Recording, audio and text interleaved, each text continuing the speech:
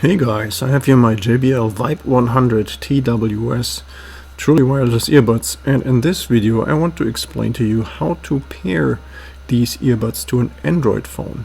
So in case you want to pair your earbuds to an iPhone, then I suggest you check out my other video that explains this for that particular brand. So assuming that your earbuds are currently brand new and you have never taken them out, then we need to activate those first. So you see this small transparent piece of plastic in between the earbuds, and that's what we have to remove at first. And we just do that by removing both earbuds from the charging case, and we make sure we remove this from both earbuds. So this is a little bit adhesive, so just take it off and throw it out. We're not going to use this again. Now in order to activate the earbuds, we just place both of them right back into the case, and then we should see this little LED here in the center to light up for a couple of seconds. Okay, so now we can take both earbuds out of the charging case again, and we're going to take a close look at one of the sides here of the earbuds. You see here this blinking blue LED, so that indicates in this particular speed that this blinks right now. That means these earbuds are right now in the Bluetooth pairing mode.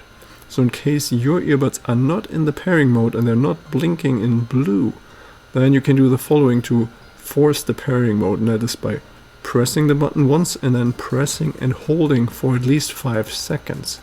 So and eventually then the earbud is going to start blinking here. You see this after I've done this, clicking once and then pressing and holding, and this will bring here both earbuds into the pairing mode.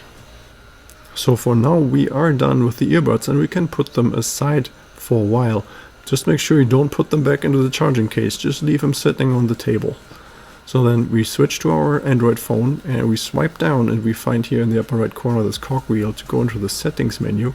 And here on the very top we find connections, and the second list item here, that is Bluetooth. So we're going to click on that, and here we can enable Bluetooth, and now the smartphone is going to search for nearby devices that we can connect to, and that's where we find JBL VIBE100tws. So we want to confirm this, and then the pairing process is already complete. You see now here the name is in blue, that means it is connected. And we can also see the features here. We can see we can make phone calls, and we can listen to audio, so we can listen to music, and we can even see the battery charging state. So the battery is right now at 100%.